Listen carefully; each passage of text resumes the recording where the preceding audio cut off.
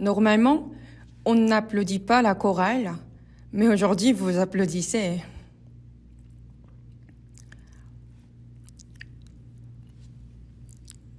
Nous voyons la fin de la retraite d'hiver, remplie de la grâce, en achevant de cette année.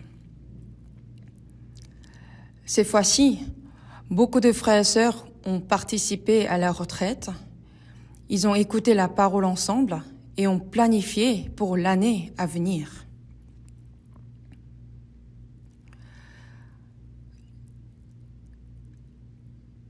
Il est vraiment reconnaissant de nous avoir donné cette occasion de recevoir le salut et de prêcher l'Évangile. Alors, nous avons un cœur qui désire d'accomplir pleinement la mission que Dieu nous a confiée, afin de ne pas laisser passer en vain cette occasion dans les derniers temps. C'est la dernière session de la retraite d'hiver.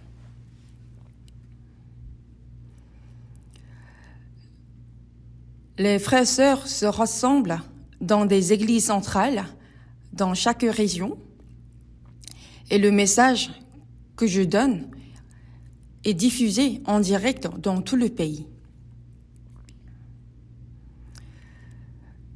C'est pourquoi je pense que vous entendez tous la même parole.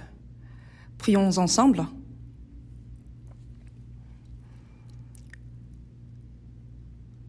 Dieu qui nous aime et plein de miséricorde, notre Père, nous te remercions pour ta grâce dans les derniers temps. Tu nous as sauvés et nous as mis à part afin que nous puissions te servir, prêcher l'Évangile et t'obéir durant le reste de notre vie. À travers cette retraite hiver, nombreuses églises de tout le pays ont pu se réunir, écouter ta parole, communier et planifier pour l'année à venir. Merci beaucoup pour cela. Nous te remercions car tu es avec toutes les églises ici et à étrangères et avec tous les frères et sœurs qui continuent à garder sa foi, à annoncer l'Évangile malgré les difficultés. Dans les derniers temps, pour la sainte mission que Dieu nous a confiée, celle de prêcher l'Évangile, que le Seigneur nous montre ce que nous devons faire et qu'il nous utilise selon sa volonté, afin que beaucoup reçoivent le salut et l'espérance d'entrer au paradis. C'est ce que nous te demandons.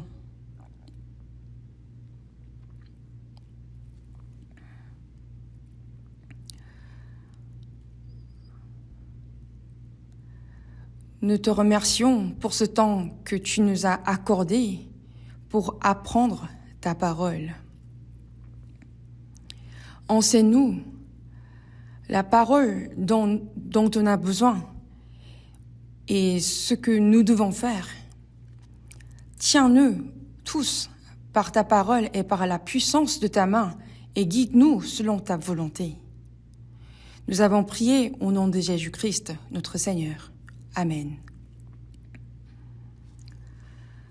Nous allons chercher Psaume, chapitre 107.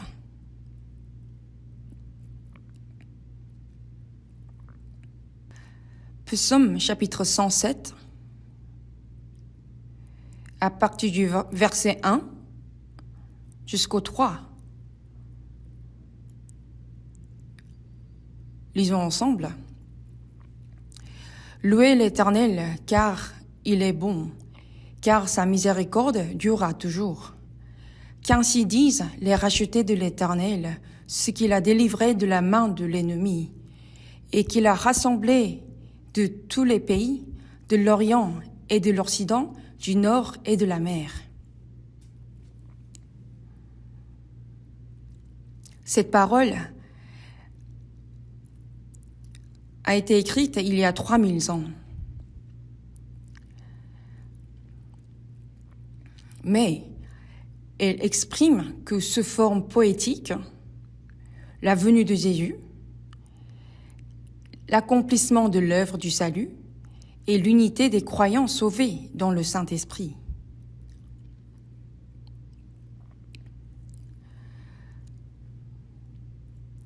Ceux qui sont sauvés, on leur demande louer l'Éternel.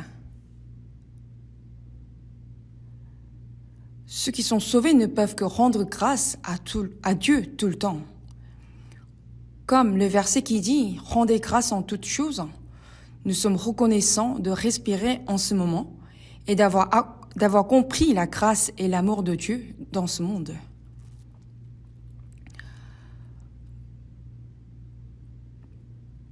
Nous te remercions pour tout ce que tu fais dans ton Église, afin qu'après avoir reçu le salut, les croyants puissent vivre dans ta conduite, faire la communion et obéir à ta parole.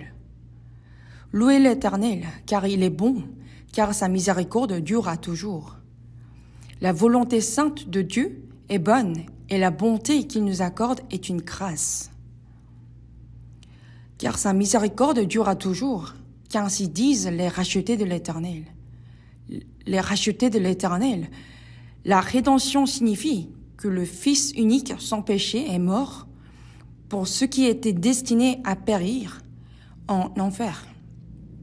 Il a racheté nos péchés par son sang. C'est ça la rédemption. Qu'ainsi disent les rachetés de l'Éternel. Être racheté par sa grande grâce, n'est-ce pas quelque chose de merveilleux?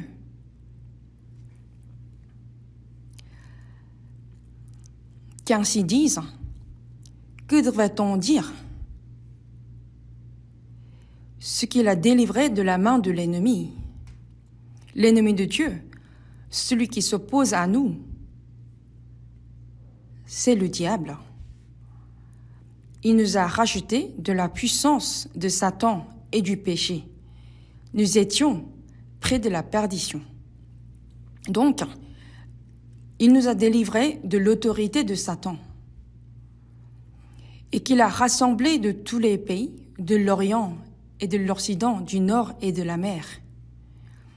Nous étions éloignés de Dieu, suivis chacun son propre chemin, mais il nous a sauvés et rassemblés en Christ de toutes les régions. C'est une parole très parlante. En Corée également, les croyants aiment se retrouver chaque fois qu'ils en ont l'occasion. Et même si nous ne pouvons pas rencontrer tous les frères et sœurs sauvés dans le monde entier, nous sommes unis de cœur. Si possible, nous souhaitons nous réunir ensemble, partager la communion, chanter la grâce et la gloire de Dieu et lui rendre toute la gloire. Et qu'il a rassemblé de tous les pays, de l'Orient et de l'Occident, du Nord et de la mer. Or, dans 2 Thessaloniciens chapitre 2, la Bible nous dit qu'au moment de la venue du Seigneur, nous serons réunis devant lui. Au moment où le Seigneur reviendra dans les airs, tous les croyants sauvés depuis l'époque de l'Ancien Testament, à commencer par Abraham et même avant lui, seront présents. Le fils d'Adam, Abel, a aussi reçu le salut par la grâce de Dieu. Tous qui ont été sauvés, les croyants de l'Ancien Testament, ceux du Nouveau Testament et les chrétiens sauvés qui vivent aujourd'hui sur la terre se rassembleront devant le Seigneur.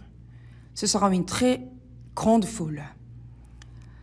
Pour ce qui concerne l'avènement de notre Seigneur Jésus-Christ et notre réunion avec lui, ils seront tous rassemblés.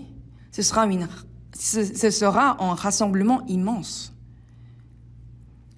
Autour de nous, les armées célestes et les anges se réjouiront avec nous de la grâce de Dieu, par laquelle nous avons été sauvés et ils loueront Dieu avec nous.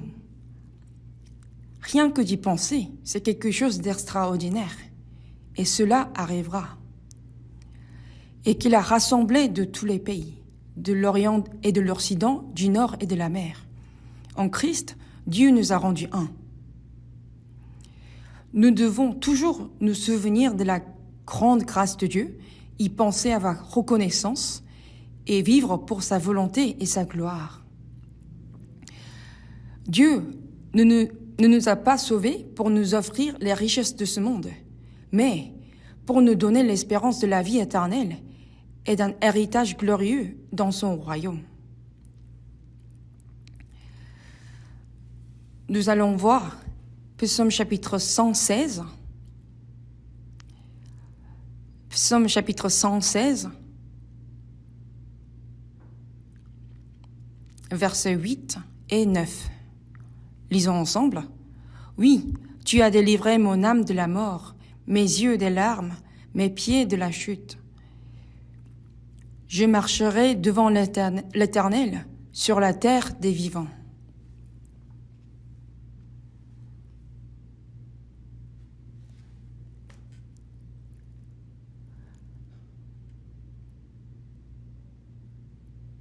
Tu as délivré mon âme de la mort, mes yeux des larmes. Ici, les larmes signifient la tristesse. Dans ce monde, nous naissons en pleurant, nous vivons en pleurant, et nous mourrons en pleurant.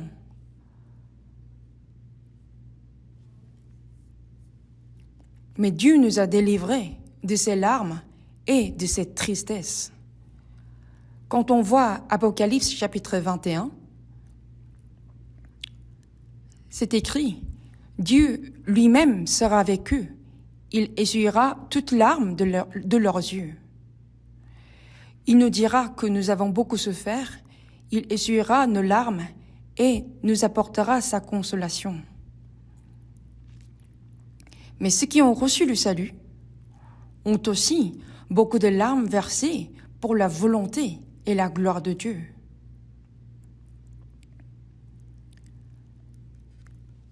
Oui, tu as délivré mes yeux des larmes, mes pieds de la chute.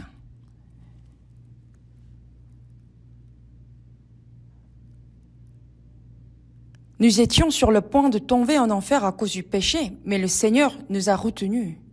C'est une parole très parlante. Je disais, je ne verrai plus l'Éternel sur la terre des vivants.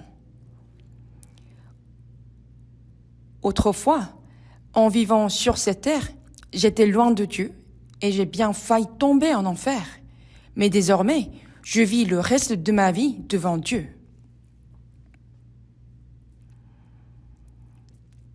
Nous ne pouvons plus jamais vivre loin de Dieu.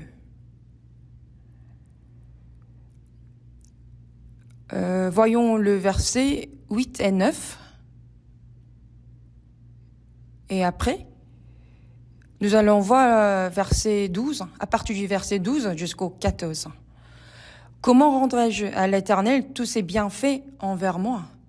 J'élèverai la coupe des délivrances et j'invoquerai le nom de l'Éternel. J'accomplirai mes vœux envers l'Éternel en présence de tout son peuple.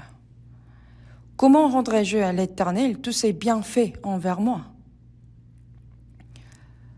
Seuls les chrétiens qui croient à la rédemption par la grâce de Dieu peuvent dire cela. Comment rendrai-je à l'Éternel tous ses bienfaits envers moi, afin de sauver le péché comme moi?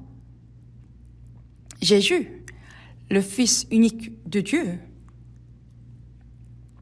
existe en forme de Dieu, comme un verset dans Philippiens chapitre 2, verset 6.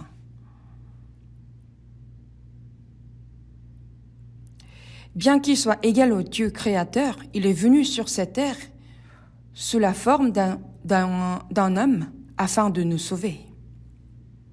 Il n'a point regardé comme une proie à arracher d'être égal avec Dieu. Il s'est dépouillé lui-même en prenant une forme de serviteur, en devenant semblable aux hommes. Il s'est rendu obéissant jusqu'à la mort en prenant une forme de serviteur.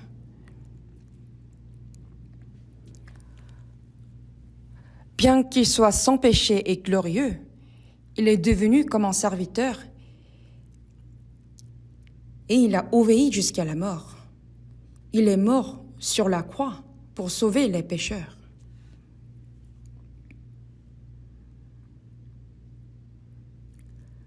La grande grâce de notre salut, c'est que le Fils unique de Dieu est mort pour un péché comme moi. Dire qu'un homme puisse mourir à la place d'une fourmi pour la sauver est une histoire qui n'a aucun sens. C'est tout simplement impossible. Le fait que le Fils unique de Dieu soit mort pour des pécheurs comme nous ne peut être comparé à celui d'un homme qui mourrait pour une fourmi. C'est inimaginable. Faire de péchés comme nous, destinés à l'enfer, devenir des enfants de Dieu, des héritiers du ciel appelés à entrer dans sa gloire, dépasse toute imagination.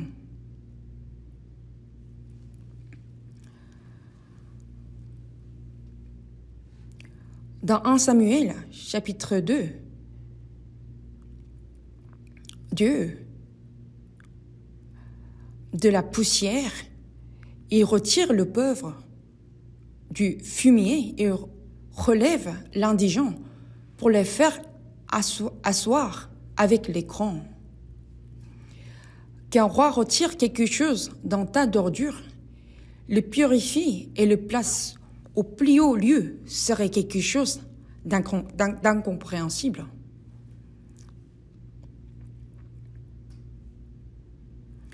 De la poussière, il nous retire. Du fumier, il relève l'indigent pour les faire asseoir avec les grands. Et il leur donne en partage un trône de gloire. Un trône de gloire. Nous ne pouvons pas le comprendre, c'est ce que Dieu a fait. Après notre salut jusqu'à notre entrée dans le royaume de Dieu, comment pourrions-nous rendre grâce pour toutes ces grâces par lesquelles Dieu nous guide, soutient nos faiblesses et nous conduit dans la vérité? Il ne faut jamais, même un instant, oublier cette grâce. Je ne peux pas payer cette grâce. Je ne peux pas payer ta grâce et ton amour, mais ton cœur est faible, mon être humble seront à toi, Seigneur. Je ne peux pas les payer, mais je suis à toi, Seigneur. Nous devons avoir un désir profond de vivre selon la seule volonté du Seigneur. Avec quoi pourrions-nous lui rendre ce qu'il a fait pour nous? Une fois sauvés, nous ne vivons plus pour nous-mêmes, ni pour nos propres désirs, mais pour rendre grâce à ce qu'on a reçu, n'est-ce pas? Nous ne devons jamais oublier cette grâce. Lorsque nous pensons à cette grâce, nous pouvons rendre grâce et vivre avec joie selon la volonté du Seigneur, quelles que soient les épreuves ou les difficultés. Alors, comment pourrions-nous rendre en retour ces grâces? La réponse nous est donnée dans la Bible.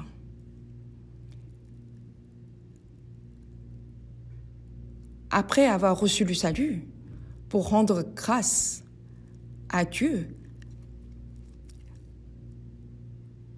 dans 1 Pierre chapitre 4, afin de vivre non plus selon les convoitises des âmes, mais selon la volonté de Dieu, pendant le temps qui lui reste à vivre dans la chair.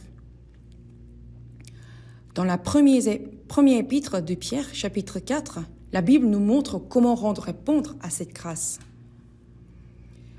Oublier cette grâce serait une forme d'ingratitude. De même, la grâce que nous avons reçue de nos parents est grande et précieuse. Et c'est pour cela que nous leur montrons notre respect et notre reconnaissance. En réalité, nous ne pourrons jamais rendre toute grâce et que nos parents nous ont accordé en nous donnant la vie, en nous élevant, en nous instruisant, en nous aidant et en prenant soin de nous. Mais lorsqu'un enfant désobéit à ses parents, s'oppose à eux, devient une source d'inquiétude, il devient un enfant ingrat et profondément indigne. Au niveau moral, on dit que l'ingratitude envers ses parents est le plus grand des péchés. Dans les 10 commandements, 4 concernant notre relation avec Dieu et 6 concernant notre relation avec les hommes. Parmi les commandements qui concernent les hommes, le premier est « Honorer ton père et ta mère ».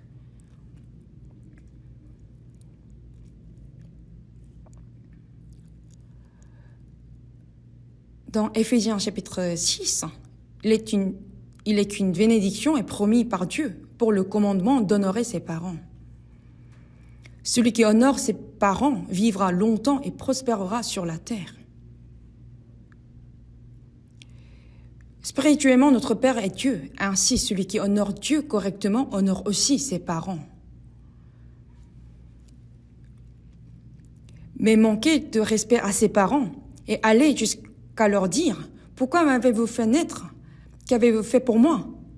Se rebeller ainsi contre ses parents est une erreur. Les personnes qui ne sont pas sauvées ne connaissent pas la grâce de Dieu, mais ceux qui ont reçu le salut oublient souvent, malgré tout, la grande grâce qui leur a été accordée. Lorsque nous nous souvenons de cette grâce avec reconnaissance et joie, notre vie doit être consacrée au Seigneur qui nous a sauvés pour accomplir sa volonté et lui être agréable. Vivre selon ce qui nous convient à nous-mêmes est une grande erreur. Comment rendrai-je à l'Éternel tous ses bienfaits envers moi? Par la parole de Dieu, nous apprenons quelle est cette grâce et combien elle est immense. Nous apprenons aussi comment y répondre. En menant une vie constante pour la volonté et la gloire de Dieu, sans tomber dans les épreuves, ni dans les tentations. Comment rendrai-je à l'Éternel tous ses bienfaits envers moi? J'élèverai la coupe de délivrance, j'invoquerai le nom de l'Éternel. Lever la coupe de délivrance signifie se réjouir et louer la grâce de Dieu avec reconnaissance.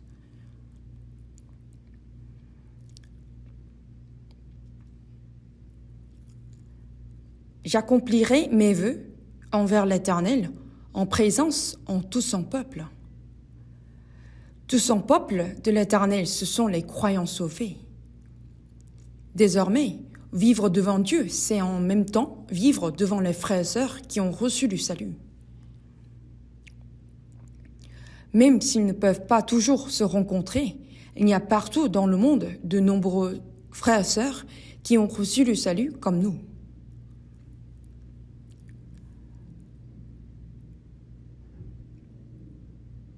J'accomplirai mes vœux en présence de son peuple, de tout son peuple. Une personne qui a reçu le salut doit faire un vœu devant Dieu. Faire un vœu, c'est promettre de vivre selon la volonté de Dieu. Il y avait en Allemagne un comte nommé Zinzendorf. C'était un comte puissant, possédant de vastes terres. Il s'appelait Zinzendorf et il a reçu le salut. Cependant, ne sachant pas encore comment il devait vivre par la suite, un jour, il visita un musée d'art où il vit un tableau représentant Jésus souffrant, portant la couronne d'épines. En regardant ce tableau, ce comte se mit à genoux devant lui et pleura longuement. Il pensait, le Seigneur a enduré une si grande souffrance pour moi, et moi, qu'est-ce que je suis en train de faire? C'est ainsi qu'il resta longtemps en larmes.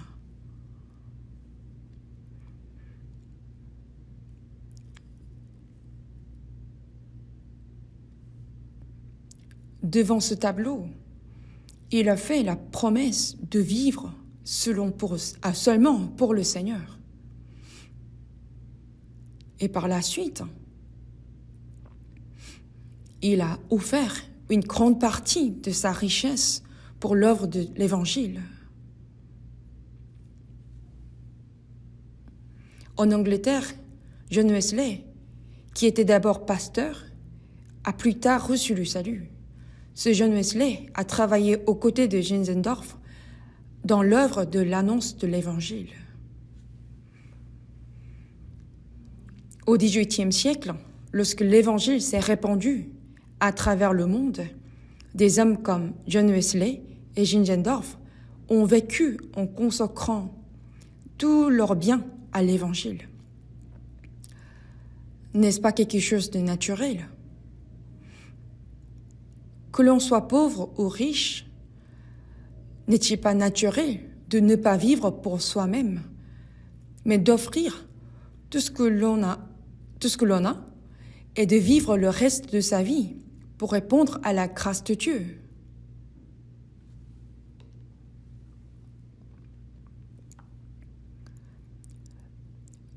Mais cela ne se fait pas seul en secret, en présence de tout son peuple, mais devant l'Assemblée sainte.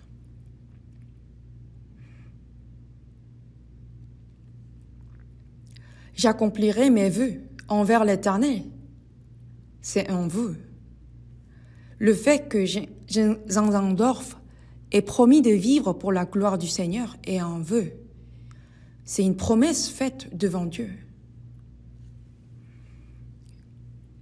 Après votre salut, avez-vous déjà fait un vœu de vivre selon la volonté de Dieu et pour sa gloire seule?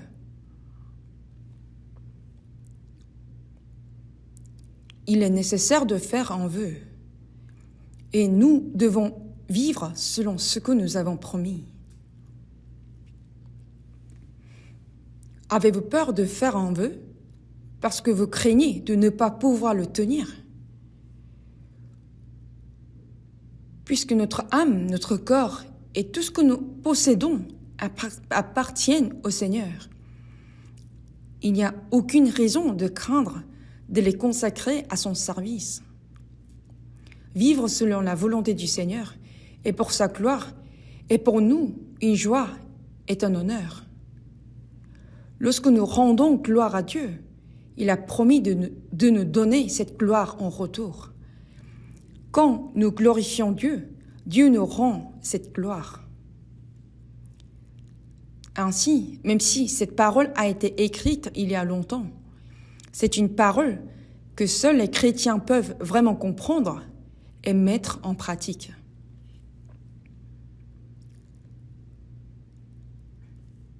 Si certains d'entre vous n'ont pas encore fait de vœux, j'encourage à le faire devant le Seigneur qui vous a sauvé pour vivre selon sa volonté, en priant comme Zinzendorf l'a fait.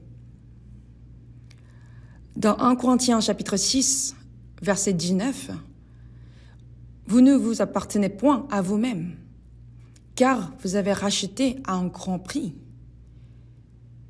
Glorifiez donc Dieu dans votre corps et dans votre esprit qui appartiennent à Dieu. Ni mon corps, ni mon âme ne sont à moi, car le Seigneur les a rachetés à un grand prix. Vous avez été rachetés à un grand prix. » Ne devenez pas esclaves des hommes. Mon corps n'est plus à moi, il est au Seigneur. Désormais, je n'existe que pour la volonté de Dieu et pour sa gloire. Nous sommes très faibles pour vivre le reste de notre vie pour le Seigneur. Et le temps qui nous reste accordé pour répondre à sa grâce est tellement limité, n'est-ce pas? Mais, puisque nous sommes si faibles et que le temps qui nous est donné est si court, Ne devrions-nous pas éviter de vivre selon nos propres désirs, en oubliant la volonté de Dieu? En tant que chrétiens sauvés, nous devons vivre comme il convient à des enfants de Dieu sauvés. La Bible nous montre comment les apôtres et les croyants qui nous ont précédés ont vécu. Puisqu'ils ont vécu de cette manière, ne disons pas que cela est impossible pour des personnes comme nous, comme moi.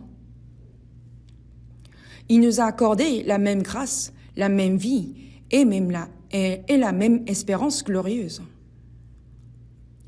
C'est pourquoi, durant le reste de notre vie, nous devons vivre sans honte devant les croyants et vivre dignement devant Dieu et devant les hommes. Le temps qui nous est donné est tellement court, n'est-ce pas? Ne te vante pas du lendemain, car tu ne sais pas ce qu'un jour pour enfanter. Qu'est-ce votre vie? Vous êtes une vapeur qui paraît pour un peu de temps et qui ensuite disparaît. Dans Jacques chapitre 4, verset 14, « À vos lendemains qui dites, nous y passerons une année, nous trafiquons et nous gagnerons. » Chacun a ses propres projets et ses propres intentions, mais la Bible nous dit de ne pas nous vanter du lendemain. Je vais gagner beaucoup d'argent à l'avenir. Et alors, pourquoi faire? C'est vraiment cela que vous enviez. Autour de nous, il y a nombreuses personnes riches. Certains possèdent des fortunes de plusieurs dizaines de milliards.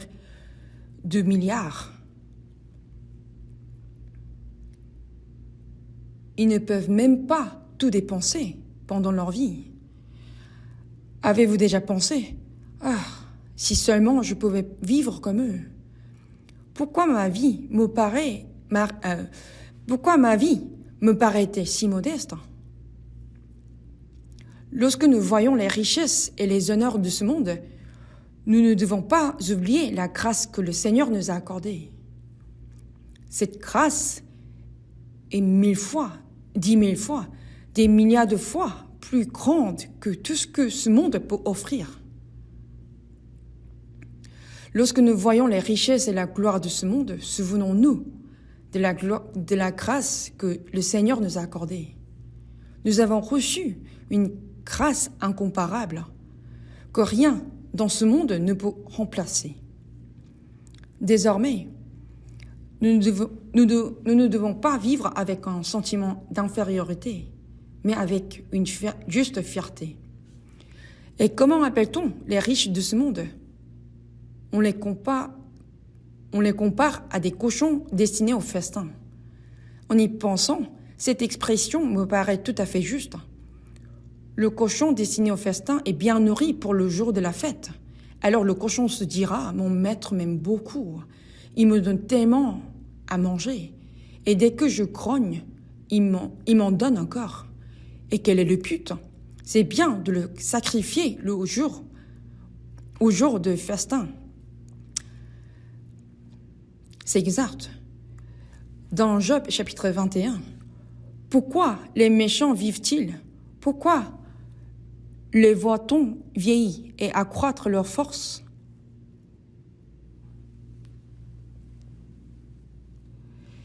La Vierge de Dieu ne vient pas les frapper. Ils laissent courir leurs enfants comme des brebis, et les enfants prennent leurs ébats.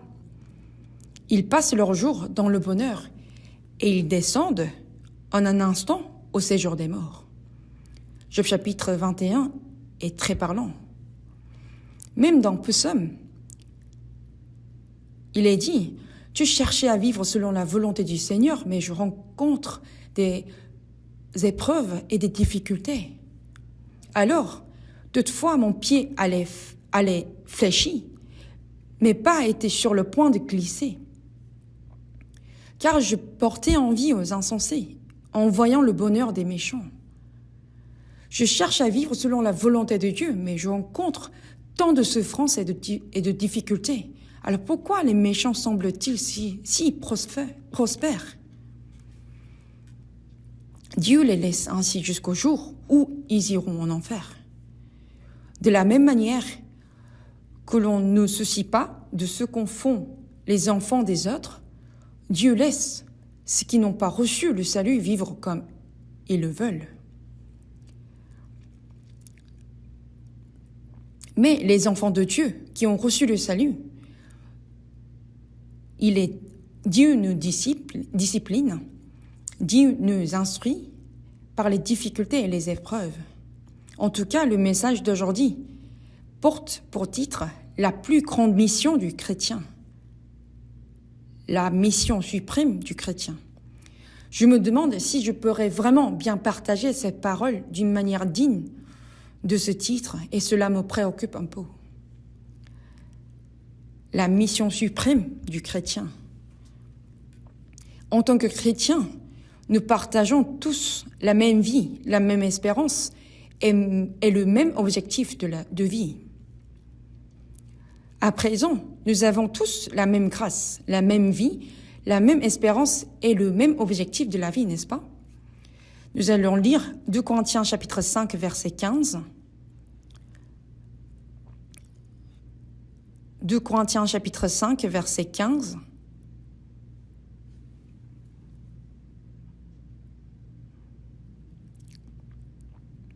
Lisons ensemble.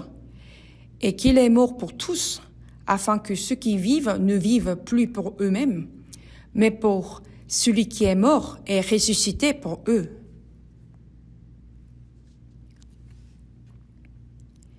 Il, dans ce passage, s'agit du Christ. Le Seigneur est pour tous. Et ceux qui ont été sauvés ont compris cette grande grâce. Ah, Jésus est mort pour moi. Le châtiment et le jugement que nous devions recevoir, le Seigneur les a tous portés à notre place sur la croix. Ceux qui vivent, qui sont les vivants? Les vivants sont ceux qui ont compris la grâce de Dieu et qui ont reçu le salut. Ceux qui n'ont pas reçu le salut sont appelés des morts. Vous étiez morts par vos offenses et par vos péchés.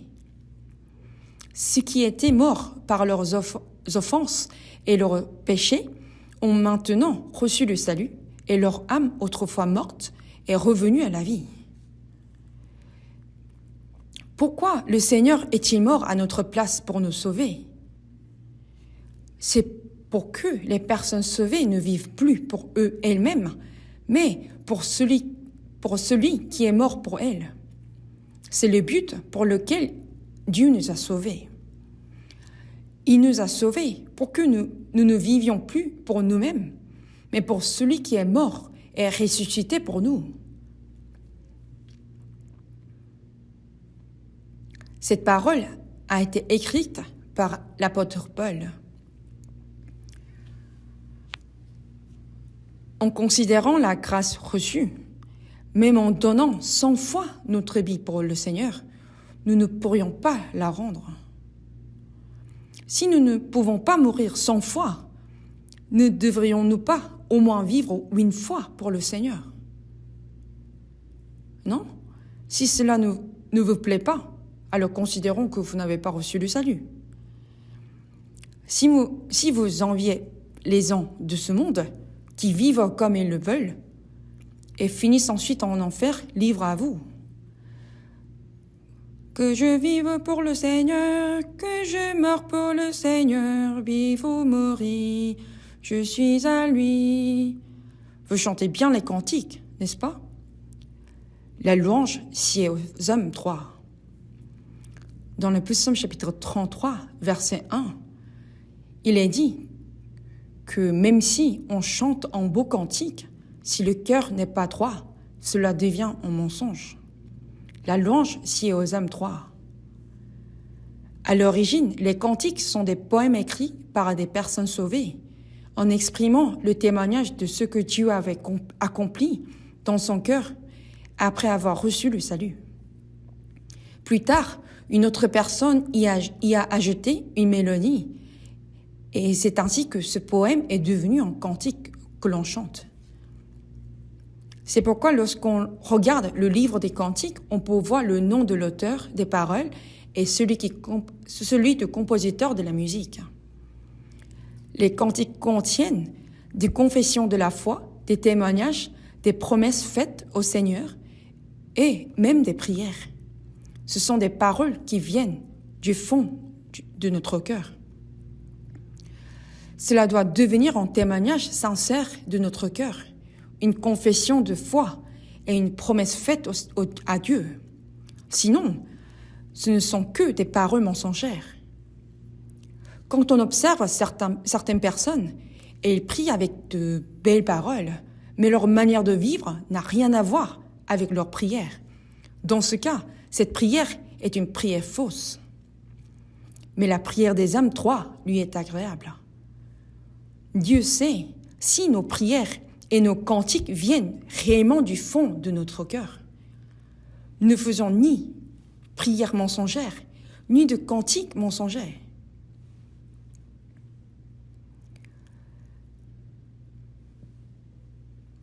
La louange, si aux âmes Chaque semaine, la chorale chante très bien les cantiques. Et on s'imagine que ses membres mènent une bonne vie de foi.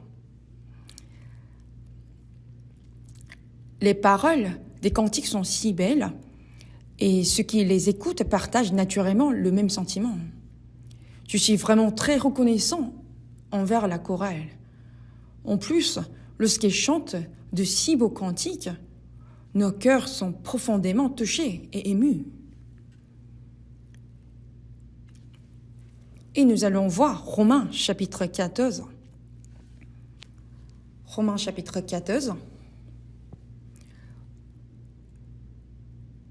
versets 7 et 8.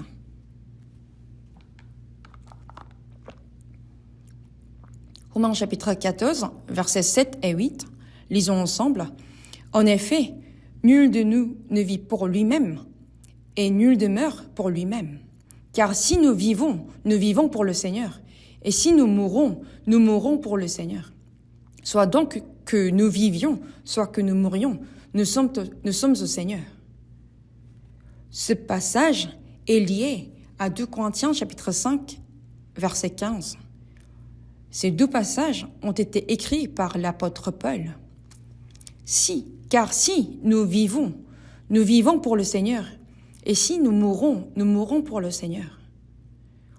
Nous qui avons reçu le salut, les croyants ici présents, les croyants à travers le pays et le nombre de croyants sauvés dans ce monde entier, nous avons certainement tous le même cœur. Comment rendrai-je à l'Éternel tous ses bienfaits envers moi? En effet, nul de nous ne vit pour lui-même, et nul ne meurt pour lui-même. Car si nous vivons pour le Seigneur, et si nous mourrons pour le Seigneur. Soit donc que nous vivions, soit que nous mourions, nous sommes au Seigneur. À l'époque, l'ancienne de l'esclavage, on achetait des personnes en échange d'argent.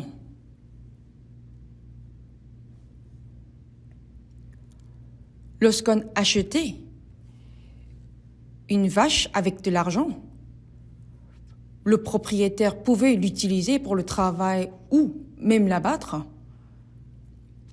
Cela relevait entièrement de sa décision, n'est-ce pas? De la même manière, le mot grec pour serviteur doulos signifie esclave. Lorsque l'apôtre Paul a écrit le Nouveau Testament, il exprimait avec fierté qu'il était un serviteur de Jésus-Christ, notamment dans l'épître à Romains, chapitre 1. Paul, serviteur de Jésus-Christ. et dans l'Épître aux Philippiens. Un esclave acheté à un grand prix n'existait que pour son maître. Il n'avait ni le droit de vivre pour lui-même, ni même la liberté de choisir sa vie ou sa mort. Il existe uniquement pour son maître. Nous sommes des serviteurs de Jésus-Christ. Le Seigneur est mort à notre place. Il a pris la condition de serviteur jusqu'à la mort pour nous. C'est ainsi que Jésus a vécu. C'est ainsi que le Fils de l'homme est venu, non pour être servi, mais pour servir et donner sa vie comme la rançon de plusieurs. Le Seigneur a donné sa vie pour nous servir. Alors, comment pouvons-nous répondre à une telle grâce? Nous devons devenir des serviteurs de Christ, n'est-ce pas? Nous n'avons ni le droit de vivre pour nous-mêmes, ni la liberté de disposer de notre vie ou de notre mort.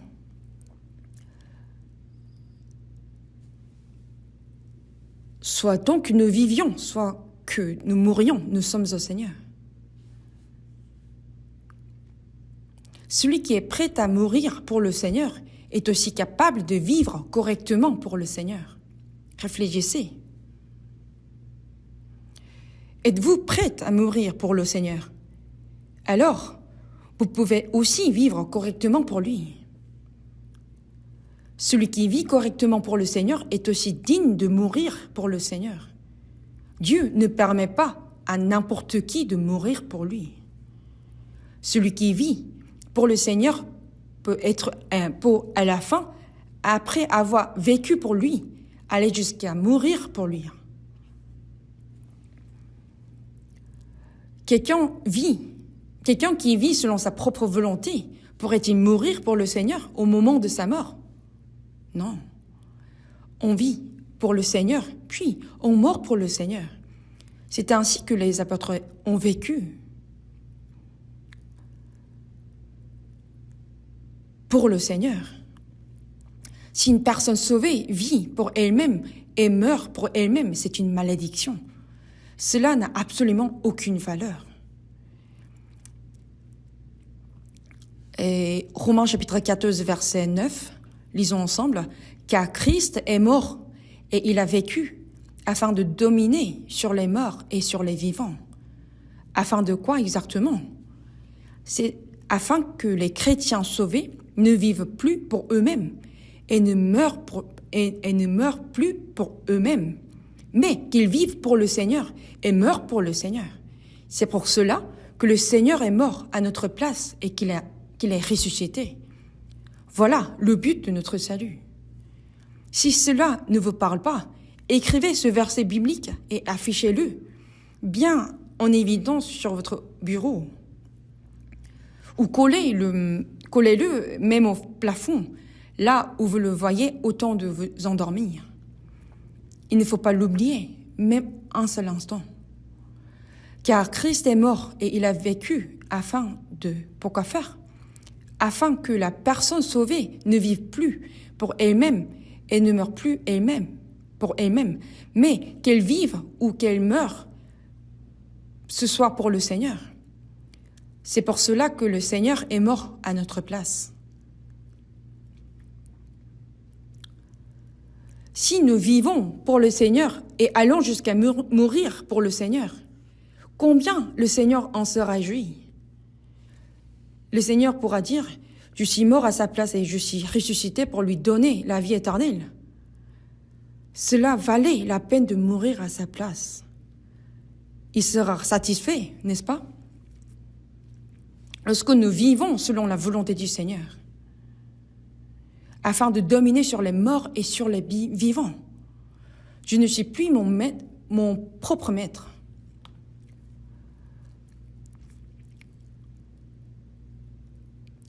Moi, désormais, je vis pour le Seigneur qui m'a sauvé. Il ne faut jamais oublier ce fait simple, mais essentiel. Quand nous écoutons la parole, nous disons en nous-mêmes, « Ah oui, c'est vrai, Amen, je vivais pour le Seigneur. » Et nous prenons alors cette décision dans notre cœur, et nous prenons cette décision. Puis, en sortant Et en descendant les escaliers, nous oublions des atouts. Quand on voit quelqu'un arriver dans une voiture neuve et brillante, ah, j'aimerais bien la voir. Ou pour quelqu'un bien habillé, waouh, trop bien. Il y a beaucoup de choses que nous envions, mais est-ce que c'est vraiment si bien? Est-ce qu'on dit que le cochon destiné au festin est enviable? Désormais, quand vous voyez quelque chose de beau, ou quelqu'un qui vit bien dans ce monde, dites-vous simplement, c'est le cochon destiné au festin. Il ne faut pas envier le cochon destiné au festin. Nous, sur cette terre, en tant que personnes sauvées, nous vivons pour le Seigneur, nous mourons pour le Seigneur, et nous acceptons même toute souffrance pour lui.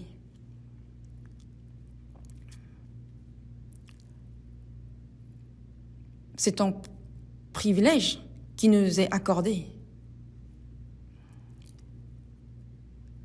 Celui qui n'a pas sauvé n'a même pas la place de vivre pour le Seigneur, ni de mourir pour lui. Nous allons voir Psaume chapitre 119, verset 17. Psaume chapitre 119, verset 17. Lisons ensemble. « Je ne mourrai pas, je vivrai, et je raconterai les œuvres de l'Éternel. Je ne mourrai pas, je vivrai. Celui qui a été sauvé doit vivre, non pas mourir. Car si une personne sauvée meurt, où va-t-elle? Il a du prix aux yeux de l'Éternel, la mort de ceux qui l'aiment. »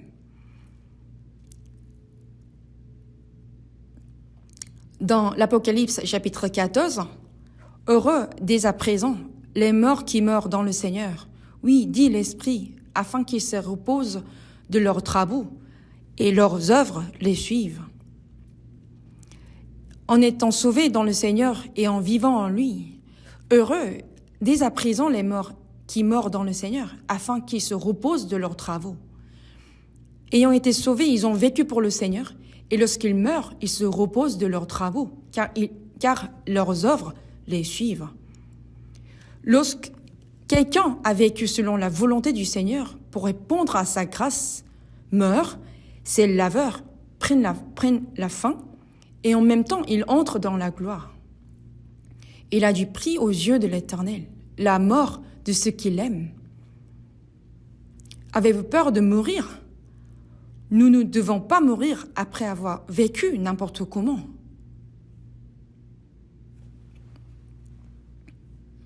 Vivre selon la volonté du Seigneur et mourir pour le Seigneur, c'est vraiment quelque chose de magnifique. L'apôtre Paul a été dans la nudité et dans la faim. Il n'a souvent pas pu dormir et n'a pas eu de quoi manger. Il a souffert du froid, a tremblé. Il a enduré tant de souffrances. Dans 2 Timothée chapitre 4, « J'ai combattu le bon combat, j'ai achevé la course, j'ai gardé la foi. Désormais, la couronne de justice m'est réservée. Le Seigneur, le juste juge, me le donnera dans ce jour-là. » Quel magnifique hymne de victoire, n'est-ce pas? Lorsque Jésus est mort sur la croix, il a déclaré « Tout est accompli ». C'est vraiment glorieux. Il est venu dans ce monde, il est mort sur la croix. Et il a accompli l'œuvre de la rédemption des péchés, de l'humanité et du salut des âmes. Tout est accompli. Puis, il est entré dans la gloire. J'ai achevé la course, j'ai gardé la foi. Désormais, la couronne de justice m'est réservée. Le Seigneur, le juste juge, me le donnera dans ce jour-là. Le salut nous est donné par le Seigneur à travers sa mort sur la croix et le sang qu'il a versé. Mais après avoir reçu le salut, la manière dont nous vivons et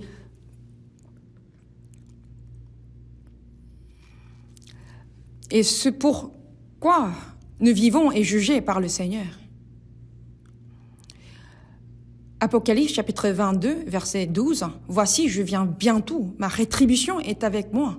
Le Seigneur qui vive tient dans sa main la récompense qu'il donnera à chacun, pour rendre à chacun selon ce qu'est son œuvre. Pour chacun, le salut est le même pour tous, mais la vie de foi varie selon chacun. Certains vivent uniquement pour le Seigneur, quelles que soient les épreuves qu'ils traversent. D'autres, tout en se disant sauvés, choisissent de vivre de façon plus facile et plus confortable. Après avoir reçu le salut en recherchant une vie facile et confortable dans la chair, est-ce vraiment une bénédiction? On verra ce qui est vraiment une bénédiction. Cela, ce n'est pas une bénédiction. Pour rendre à chacun selon ce qu'est son œuvre. Dans 1 Corinthiens chapitre 4, il est dit que lorsque le Seigneur viendra, alors chacun recevra de Dieu la louange qui lui sera due. Il n'y aura pas seulement des louanges, mais aussi des réprimandes. Dans Matthieu chapitre 25, il y a une louange qui dit « Bon et fidèle serviteur ». Il y a aussi une réprimande qui dit « Serviteur méchant et paresseux ». Si le Seigneur nous regarde avec joie et nous loue, alors nous pourrons supporter n'importe quelle épreuve tout au long de notre vie, n'est-ce pas? Devant le Seigneur qui nous a sauvés, il ne devrait jamais arriver qu'il nous regarde avec tristesse. Alors, je ne mourrai pas, je vivrai. Si je meurs, je peux aller rapidement auprès du Seigneur. Mais certains, après avoir reçu le salut, disent, dès qu'ils rencontrent un peu de difficulté, « Ah, j'aimerais mieux aller vite auprès du Seigneur. » Ce sont des paroles qu'on ne doit pas prononcer à la légère. C'est quelqu'un qui a vraiment vécu pour le Seigneur qui peut dire cela, mais dire « j'aimerais partir vite » sans avoir vécu pour lui, pour aller faire quoi?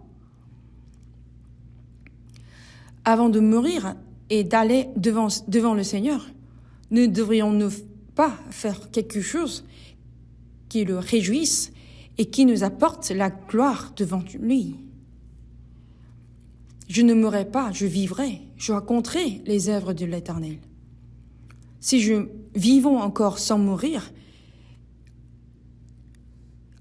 est-ce par attachement au monde, par désir personnel, ou par l'envie de vivre une fois de manière comme quelqu'un d'autre? Non, absolument pas. Il y a plusieurs raisons pour lesquelles nous devions vivre sans mourir. Je raconterai ce qu'il a fait à mon âme. Qu'est-ce que Dieu a accompli? Dieu a créé l'univers et gouverne toute l'histoire. Mais au-delà de cela, quelle est l'œuvre la plus grande de toutes? Le fait que Dieu ait fait mourir son Fils unique à notre place, qu'il ait racheté éternellement nos péchés et sauvé nos âmes. Voilà l'œuvre la plus grande de tout ce que Dieu a accompli. Dieu, il ne peut pas nous sauver sans payer le prix du péché. Car le salaire du péché, c'est la mort. Sauver un péché sans payer le prix du péché ferait de Dieu un Dieu injuste. Ce serait renier sa propre nature. Parce que Dieu est un Dieu juste, le prix du péché doit absolument être payé. C'est pourquoi Dieu lui-même a dû régler ce prix à notre place. Pour accomplir cela, il a envoyé son Fils unique, égal à lui, sous la forme d'un homme, et ce Fils, sans péché, est mort à notre place. Si un seul est mort pour tous, tous donc sont morts. Jésus n'est pas un descendant d'Adam.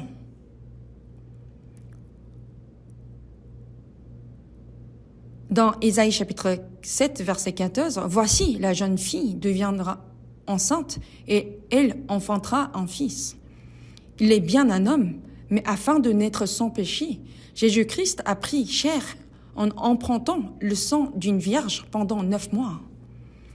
Jésus-Christ est venu comme un homme, mais il n'est pas un descendant d'Adam. Il n'est pas un pécheur, il n'a jamais commis de péché. Jésus a parfaitement observé la loi de Dieu. Lui seul est le juste. Ce juste est mort à la place des pécheurs. C'est ainsi que Dieu a accompli l'œuvre du salut pour des pécheurs comme nous. Son œuvre, Cette œuvre est bien plus grande, encore plus, que la création de l'univers et que le gouvernement de toute l'histoire. Ainsi, pour nous, qui avons été sauvés, la plus grande manière de rendre grâce à Dieu est de comprendre cette œuvre immense, le sacrifice de son Fils unique pour le salut du monde, et de proclamer l'Évangile par lequel on est sauvé en croyant. Je ne mourrai pas, je vivrai, je raconterai les œuvres de l'Éternel. Je raconterai ce qu'il a fait à mon âme. Il y a cette œuvre que Dieu a accomplie pour mon âme. Je raconterai cette œuvre de salut. Voilà ce que nous devons faire tant que nous vivons sans mourir. Alors, n'oublions jamais cela. Lorsqu'une personne sauvée entend cette parole, son cœur est touché et se dit « Ah oui, c'est vrai, je dois vivre pour le Seigneur, pour l'évangile du Seigneur. » Cela ne signifie pas que tout le monde doit devenir évangéliste, missionnaire ou pasteur. Mais nous partageons tous la même vie éternelle, la même espérance du ciel et le même but dans la vie. Seules les manières de le vivre diffèrent. C'est pourquoi certains travaillent avec ardeur, font des affaires, gagnent de l'argent, mais en utilisant très peu pour eux-mêmes et consacrent le reste à l'annonce de l'Évangile. Il y a beaucoup de frères et sœurs qui vivent ainsi. C'est pour cela que nous faisons la mission à l'étranger, la mission mondiale. Actuellement, la mission s'étend à 82 pays et à environ 1160 églises, n'est-ce pas? Parmi les églises à l'étranger, beaucoup sont des situations difficiles. La mission à l'étranger se fait en grande majorité dans des pays pauvres. Savez-vous combien il en coûte pour envoyer un missionnaire avec sa famille? Si nous ne gardons qu'aux dépenses, nous ne pouvons pas envoyer de missionnaires. Envoyer des missionnaires implique de nombreux besoins. Le logement, l'église, un centre de retraite, la voiture, l'éducation des enfants, les prêts de vie, ainsi que les billets d'avion pour les retours périodiques. Ainsi, pour ces seules années, excusez-moi de le dire ainsi, mais 210 milliards de won ont été dépensés. C'était entièrement pour la mission à l'étranger. Si les pasteurs n'insistent pas en disant « faites des offrandes », les offrandes ne se font pas. Je l'ai dit une fois lors de cette retraite hiver, mais cela, je peux le dire parce que nous sommes entre nous. Les personnes qui n'ont pas reçu le salut pourraient penser « ah, finalement ici aussi, on insiste sur les offrandes ». C'est pour cela que les pasteurs n'aiment pas prêcher sur les offrandes. Même sans en parler, les offrandes se font déjà bien. Tout se fait sans difficulté et de manière naturelle. Mais naturel ne signifie pas que cela se fait tout seul. Même sans parole, les frères et sœurs ont appris tout cela au fil du temps. Une personne sauvée sait déjà, devant le Seigneur, comment elle doit vivre. Ils le savent dans leur conscience et ils le pratiquent. C'est pour cela que la mission mondiale est possible. Et même si je ne peux pas être missionnaire moi-même, je soutiendrai en l'envoi des missionnaires. Comment peut-on envoyer des missionnaires? Au Canada, à Toronto, le pasteur Oswald J. Smith de la People's Church a écrit un ouvrage intitulé « La mission suprême de la vie chrétienne ». The Passion for Souls. J'ai lu ce livre à plusieurs reprises. En le lisant, il m'est arrivé de pleurer. Oswald J. Smith était un homme remarquable. De son église, ils ont envoyé 350 missionnaires. Ils ont envoyé 350 missionnaires. Dans ce livre, il raconte qu'il a résolu avant sa mort, d'envoyer 400 missionnaires depuis le People's Church au Canada. Après la mort de son père, son fils, Paul B. Smith, n'a pas pu atteindre le même objectif. Lui-même, il est parti comme missionnaire, mais il a dû revenir à cause de la maladie. C'est pourquoi on peut dire « Je ne peux pas partir comme missionnaire, mais j'enverrai des missionnaires. Même si je ne peux pas y aller moi-même, je peux en envoyer d'autres. Si je ne peux pas les envoyer seuls, alors plusieurs peuvent le faire ensemble et l'Église peut les envoyer.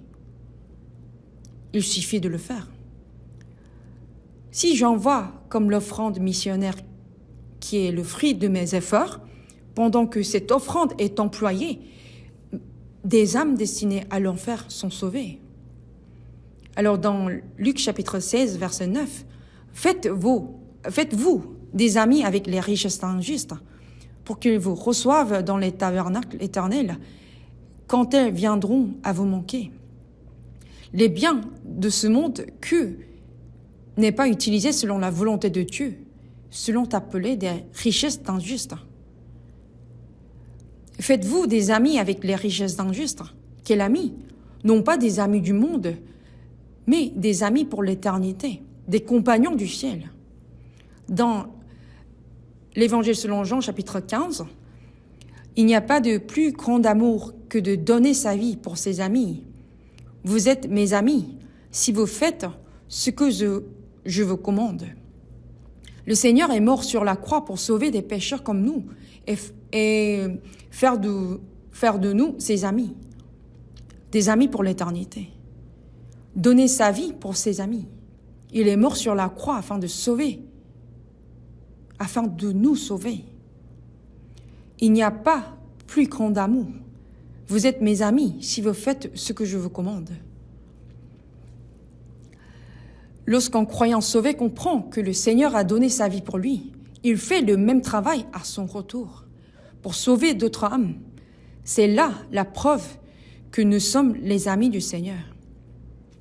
Le Seigneur est mort pour faire d'un péché comme moi son ami. Alors, à mon retour, je dois faire de même chose afin de gagner d'autres amis. Nous vivons pour répondre à la grâce de Dieu. Et la plus grande manière de le faire est d'annoncer la grâce du Seigneur pour sauver les âmes perdues. Annoncer l'Évangile est la mission suprême confiée aux chrétiens.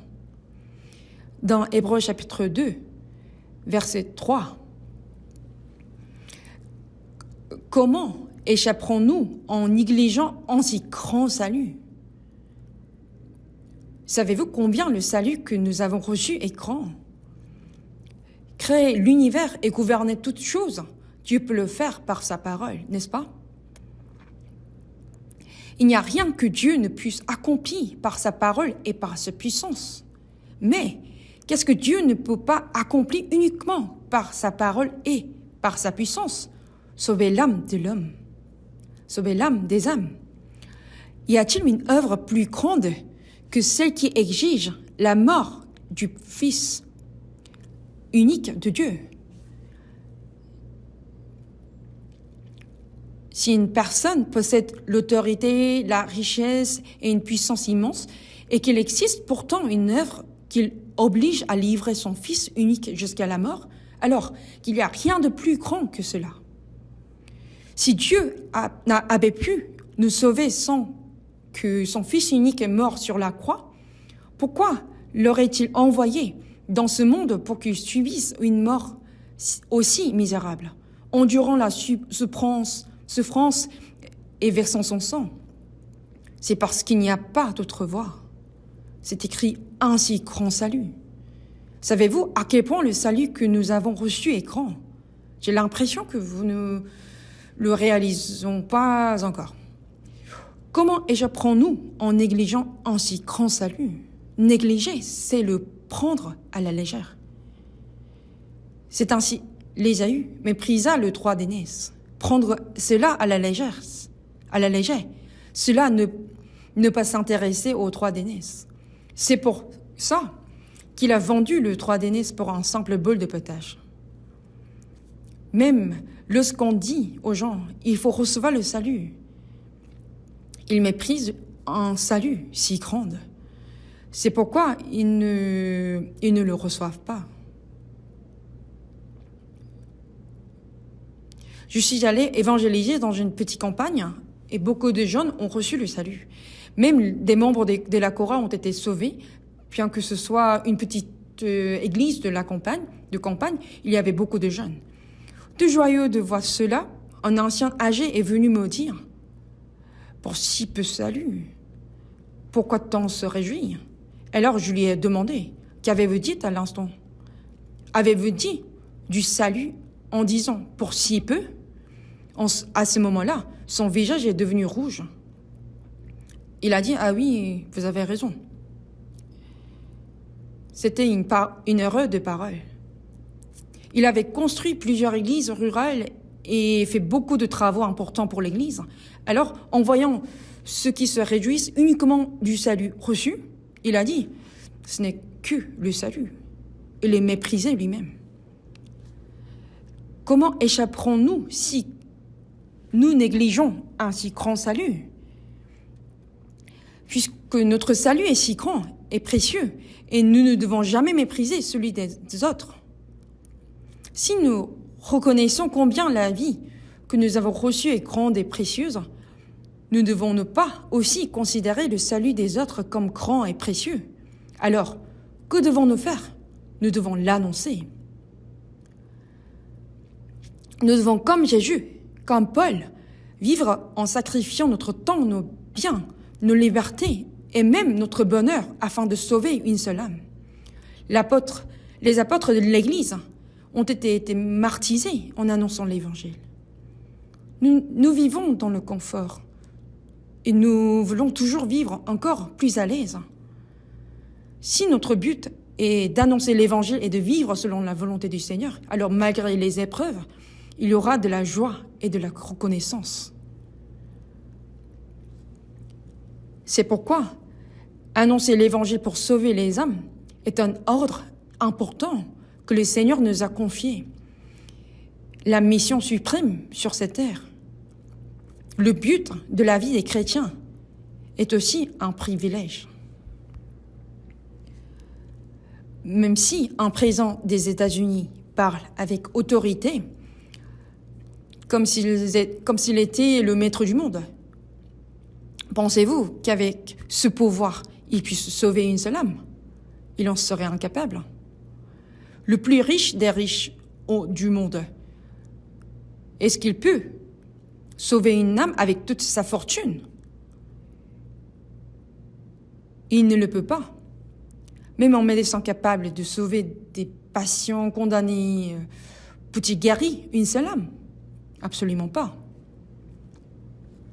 Aujourd'hui, les hommes fabriquent des fusées, les envoient sur la Lune et même sur Mars. Mais est-ce que ces scientifiques peuvent envoyer une âme au ciel? Non. Personne ne le peut. Mais nous pouvons le faire. Oui, nous pouvons accomplir un salut aussi grand. Pouvons-nous le négliger? Nous ne devons pas vivre en oubliant cette grande œuvre que nous pouvons accomplir. Une personne destinée à l'enfer peut aller au ciel avec un tout petit peu d'aide. Imaginons que je conduise sur l'autoroute et je vois une personne victime d'un grave accident en train de mourir. Si je suis le premier à l'avoir vu, que dois-je faire? Dois-je simplement dire « Oh pauvre, il va mourir » et je continue mon chemin? Même si je suis très occupé, très pressé, je dois tout mettre de côté. Soit je mets cette personne dans ma voiture pour emmener à l'hôpital, soit j'appelle tout de suite les secours. Quoi qu'il arrive, je dois faire tout ce que je peux faire pour sauver cette personne. Voir une personne en train de mourir et faire semblant de ne rien voir parce qu'on est occupé, c'est être en meurtrier indirect, n'est-ce pas? Le Seigneur est mort sur la croix pour nous sauver. Si l'évangile n'est pas annoncé, personne ne peut être sauvé.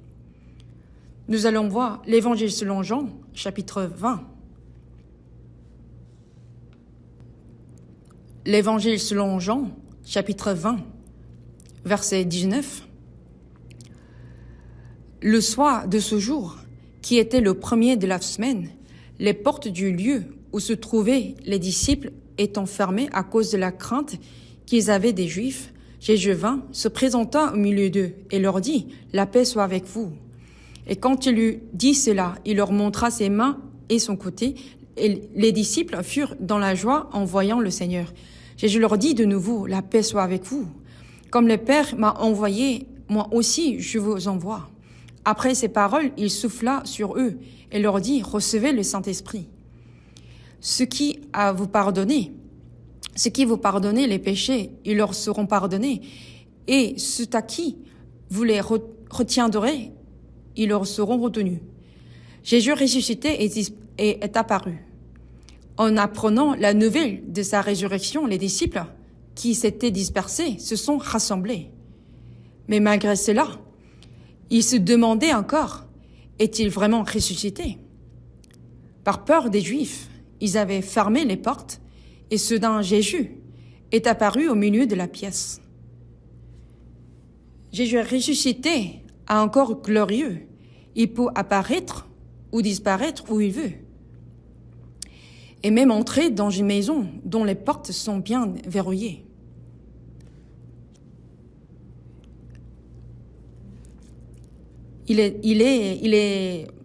L'esprit n'a ni chair ni os, comme vous voyez que j'ai. La paix soit avec vous. Jésus leur dit nouveau, la paix soit avec vous, comme le Père m'a envoyé. Moi aussi, je vous envoie. Quel était le but pour lequel le Père l'a envoyé? Le Fils unique de Dieu, sans péché, a été envoyé pour mourir à la place des pécheurs, verser son sang et accomplir l'œuvre de la rédemption. Il a tout accompli, puis il est ressuscité. Comme le Père m'a envoyé, moi aussi, je vous envoie. Je suis mort, je suis revenu à la vie pour accomplir l'œuvre du salut. Et maintenant, je vous envoie à votre tour annoncer l'Évangile. Après sa mort et la résurrection, Jésus a envoyé ses disciples pour transmettre l'œuvre du salut qu'il a accomplie. Et ce ne sont pas seulement les disciples. Il nous envoie aussi pour annoncer le salut. Dans Romains chapitre 10, verset 14, « Comment donc invoqueront-ils celui en qui ils n'ont pas cru? En comment croiront-ils en celui dont ils n'ont pas entendu parler? Et comment entendront-ils parler et s'il n'y a personne qui prêche? » Même si Jésus est mort sur la croix et accompli l'œuvre du salut, si personne ne l'annonce, personne ne peut être sauvé. Parmi vous, y a-t-il quelqu'un qui a reçu le salut tout seul, simplement parce qu'il était intelligent? S'il y en a, levez la main. Moi, en fait, je n'ai pas besoin qu'on m'évangélise. J'ai compris tout seul. Non. Et comment croyons-ils en celui dont ils n'ont pas entendu parler? Et comment entendront-ils parler s'il n'y a personne qui prêche? Ainsi, la foi vient de ce qu'on entend, et ce qu'on entend vient de la parole du Christ. Même si nous sommes sauvés, si dès aujourd'hui les sauvés ne se taisent et n'annoncent plus l'Évangile, alors personne ne peut être sauvé. Comment allez-vous faire? Jésus a dit, recevez le Saint-Esprit, et ceux à qui vous pardonnerez les péchés, ils leur seront pardonnés, et ceux à qui vous les retiendrez, ils leur seront retenus.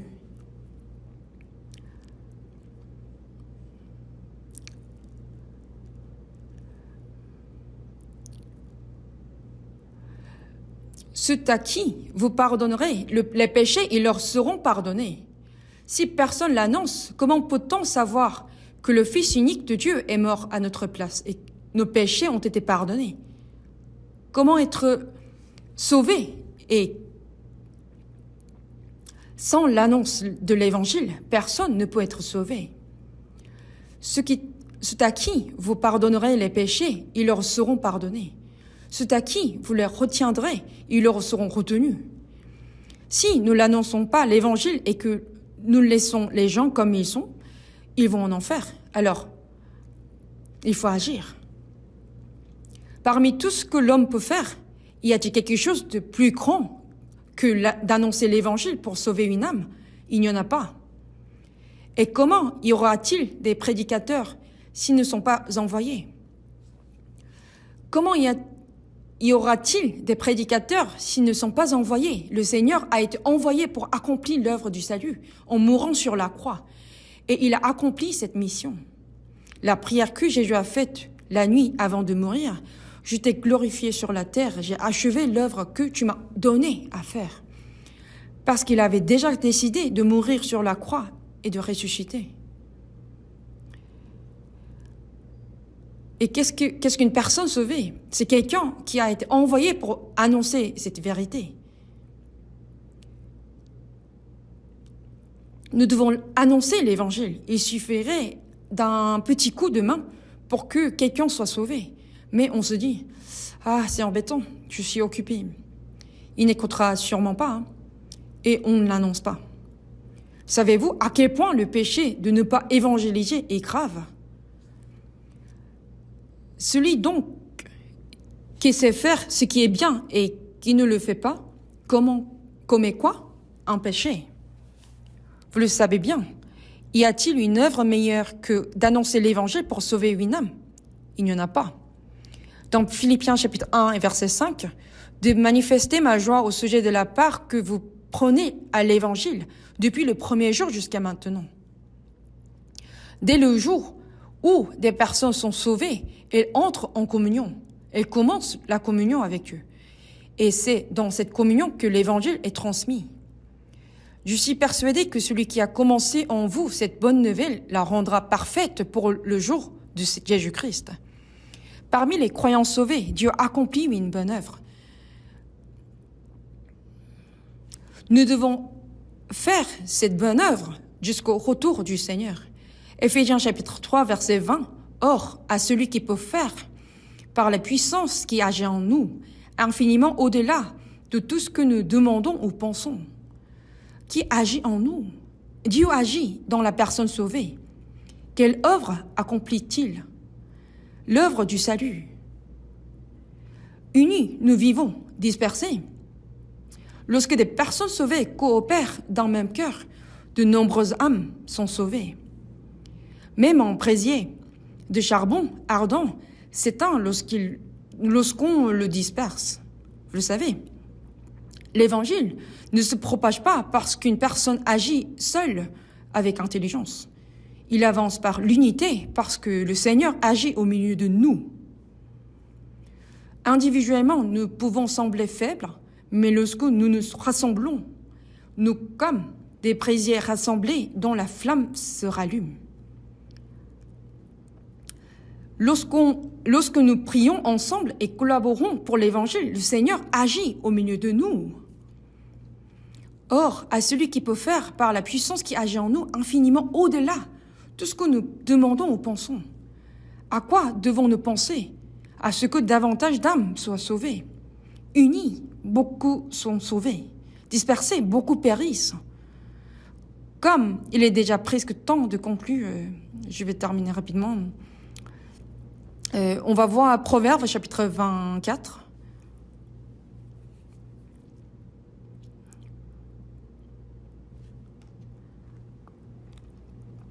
Proverbes chapitre 24.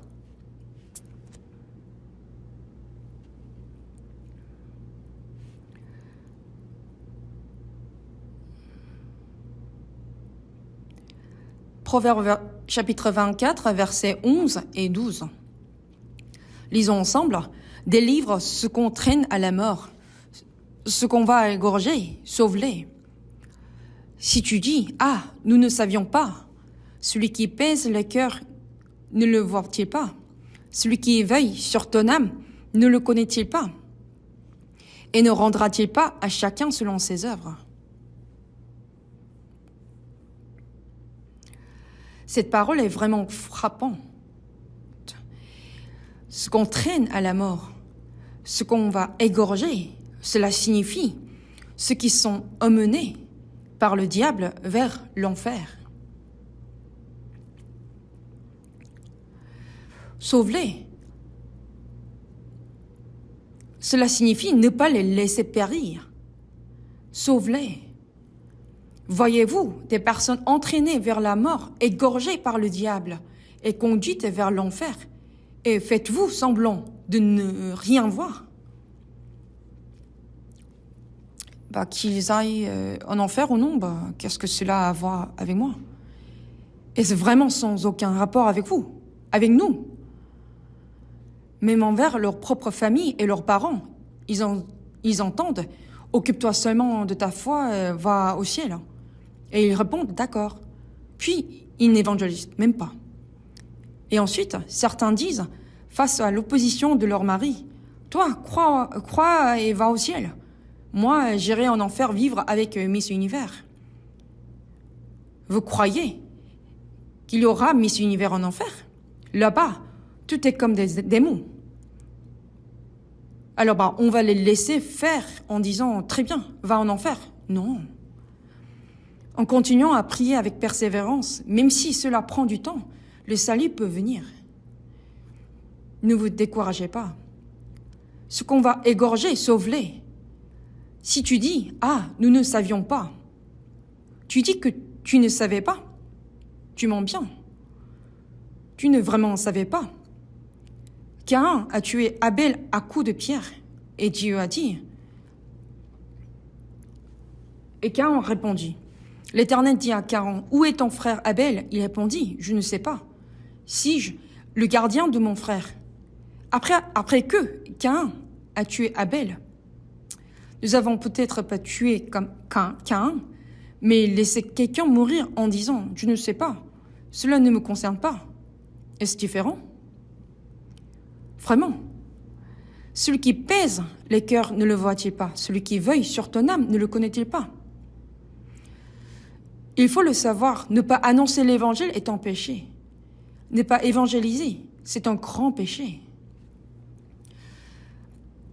En Corinthiens chapitre 9, verset 16, l'apôtre Paul a dit, « Si j'annonce l'évangile, ce n'est pas moi un sujet de gloire, car la nécessité m'en est imposée, et malheur à moi si j'annonce pas l'évangile. » Il n'est pas question de ne pas évangéliser. Il y a un malheur. Dieu nous a donné la grâce et la parole pour l'annoncer l'évangile.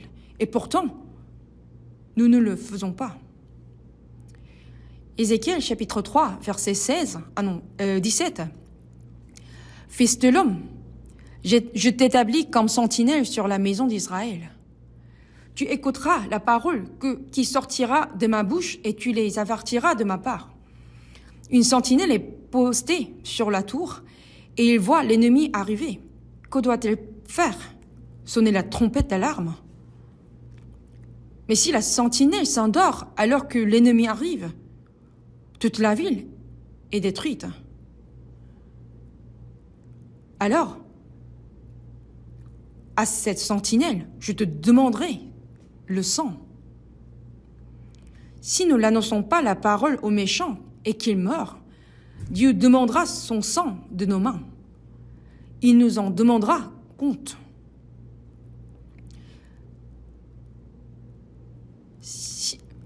Il mourra dans son iniquité, et toi, tu sauveras ton âme. Si nous annonçons l'évangile et que la personne ne la reçoit pas, nous n'en sommes pas responsables, mais si nous ne l'annonçons pas, la responsabilité est sur nous. Il faut donc aussi savoir ceci. Nous sommes maintenant dans les derniers temps, et Dieu nous a confié la mission finale d'annoncer l'évangile. Dans Actes, chapitre 20, verset 24, « Mais je ne fais pour moi-même aucun cas de ma vie, comme si elle m'était précieuse, pourvu que j'accomplisse ma course avec joie, et le mystère que j'ai reçu du Seigneur Jésus, d'annoncer la bonne nouvelle de la grâce de Dieu. » pour annoncer l'évangile, je pourrais mourir 100 fois. Et nous alors, nous avons été sauvés par la même grâce. Pourquoi restons-nous indifférents en disant qu'ils aillent en enfer ou non, en quoi suis-je responsable? Comment pourrais-je faire cela? Pourquoi ne pas le faire? Si nous nous réunissons pour prier et apprendre la parole, n'est-ce pas justement pour annoncer l'évangile? Pour cette œuvre, nous prions et nous collaborons. Nous amenons les âmes perdues devant le Seigneur afin qu'ils entendent la parole, écoutent la parole. Nous travaillons avec ardeur, nous utilisons une petite part pour nous-mêmes et consacrons le reste au salut des âmes destinées à l'enfer. Même en regardant partout, il semble qu'il n'y ait pas beaucoup de communautés qui font la mission mondiale comme nous. Dieu nous a confié cette mission. En retour, notre responsabilité est immense. Est-ce que cela se fait tout seul? La plupart de ces pays sont pauvres. Pourtant, nous construisons des centres de retraite partout dans le monde. En Afrique, au Chili, même en Espagne où nous avons acheté un beau centre. On m'invite déjà, alors j'aimerais y aller un jour. Tout cela, nous l'envoyons partout. Désolé de le dire, mais même les États-Unis ne font pas la mission mondiale à ce niveau. Ni le Japon, ni l'Europe. C'est la Corée qui le fait. L'Église coréenne est remarquable. Nous devons faire de notre mieux pour cette œuvre jusqu'au dernier moment.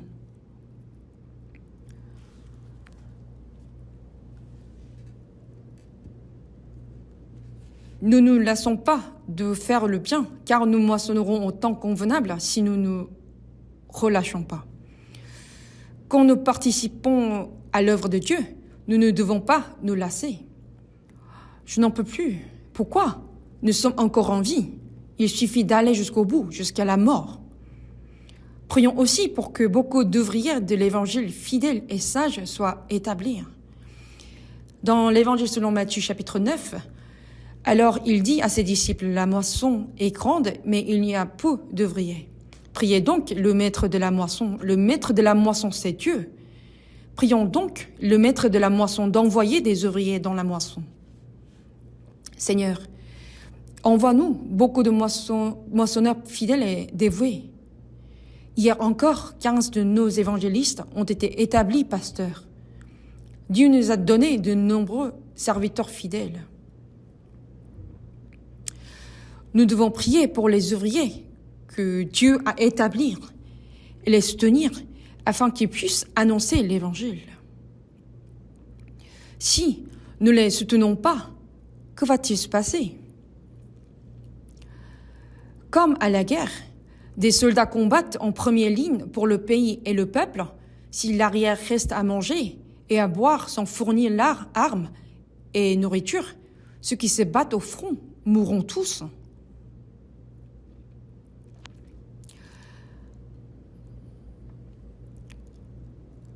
Ceux qui sont à l'arrière doivent prier, collaborer et soutenir les soldats qui sont en première ligne. Risquent leur vie face à l'ennemi. Nous avons encore tant à faire. Il y a beaucoup de choses à faire.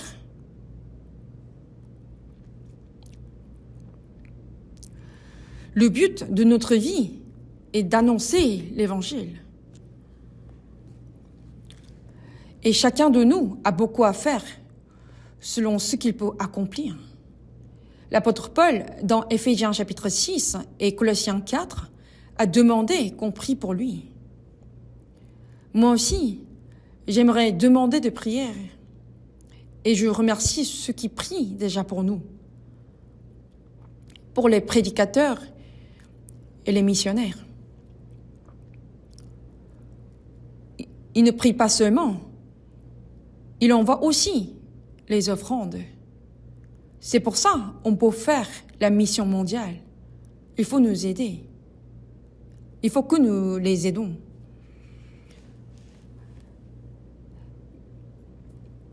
Mais devant Dieu, même si je ne fais rien, tout ira bien, mais devant Dieu, peut-on fuir cette responsabilité? Quand il demandera, après avoir été sauvé, qu'as-tu fait? Que répondez-vous?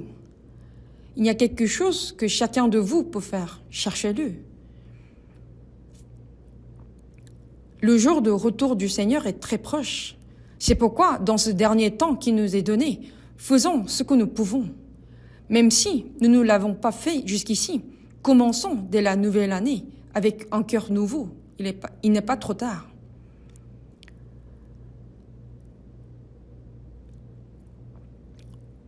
Le Seigneur viendra bientôt. Son retour est vraiment tout proche. Jusqu'au jour où il viendra, faisons tout ce que nous pouvons afin que notre vie après le salut ne soit pas vaine. Nous ne sommes pas seuls, faisons-le ensemble. Et le Seigneur nous aidera. Dans 2 Corinthiens chapitre 9, celui qui fournit de la sémence au Seigneur et du pain pour sa nourriture vous multipliera la sémence et il augmentera les fruits de votre justice. Semer, c'est mon sacrifice et la souffrance. Plus il y a souffrance et de sacrifice, plus il y a personne sauvée. Celui qui fournit de la sémence au semeur et du pain pour sa nourriture vous fournira et vous multipliera la sémence. Quand nous faisons l'œuvre du Seigneur, il nous aide à le faire. J'y crois. Si nous gagnons, le Seigneur nous donne à tous les moyens d'agir. S'il n'y a pas ce cœur-là, Dieu nous laisse faire. Très bien, vis comme tu veux. Dieu ne force personne à servir. Nous devons accomplir la grande œuvre de Dieu avec un cœur volontaire et joyeux. Cherchez premièrement le royaume et la justice de Dieu, et toutes choses vous seront données par-dessus. Cherchez d'abord le royaume de Dieu et en annonçant l'évangile, puis vivez dans l'obéissance à sa volonté. Alors, ce dont notre corps a besoin nous sera donné en plus. Dieu tient ses promesses. Si nous n'y croyons pas, nous ne voyons pas l'aide de Dieu et nous finissons par vivre selon notre propre volonté. Si nous annonçons l'Évangile et vivons dans l'obéissance à la volonté de Dieu, il pourvoira à ce dont nous avons besoin. Dieu nourrit même les oiseaux du ciel. Jusqu'au retour du Seigneur, vivons pleinement et dignement. Ok. Dans le peu de temps de vie qui nous reste, vivons pour accomplir une œuvre encore plus grande de Dieu. Alors répétez après moi. Mission mondiale, engagement total, mobilisation générale. C'est notre slogan depuis des années.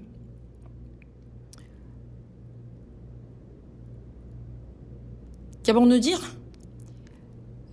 L'année de la mission mondiale, engagement total et mobilisation générale. Il faut que tous se mobilisent. Ne dis pas moi, je ne suis pas concerné. C'est l'année de la mobilisation générale. Tous ceux qui sont sauvés se mobilisent, prient ensemble, collaborent et investissent leur temps et leurs biens afin d'accomplir l'œuvre de Dieu. C'est pour cela que Dieu nous a accordé ce temps. Je vous demande de le faire ainsi. Prions. Dieu, notre Père, plein de miséricorde, lorsque nous ne te connaissons pas encore, lorsque nous étions loin de toi et dans le péché, tu as eu compassion de nous. Nous te remercions pour la grâce par laquelle Jésus est mort à notre place et par son sang versé. Tu nous as pardonné pour toujours de nos péchés et nous as sauvés. Nous qui avons été rachetés par son sang précieux du Seigneur, permets que durant le reste de notre vie, nous vivons uniquement pour ta volonté et ta gloire. Accompagne-nous et agis afin que nous annoncions l'évangile du Seigneur, que nous conduisons de nombreuses âmes perdues devant toi. Accorde que les nombreux croyants dans tous les pays et dans le monde accomplissent l'œuvre sainte que tu nous as confiée pour le dernier temps. Tu désires, on prie pour que ce soit une joie et gloire pour toi, notre Père. On a prié au nom de Jésus-Christ. Amen.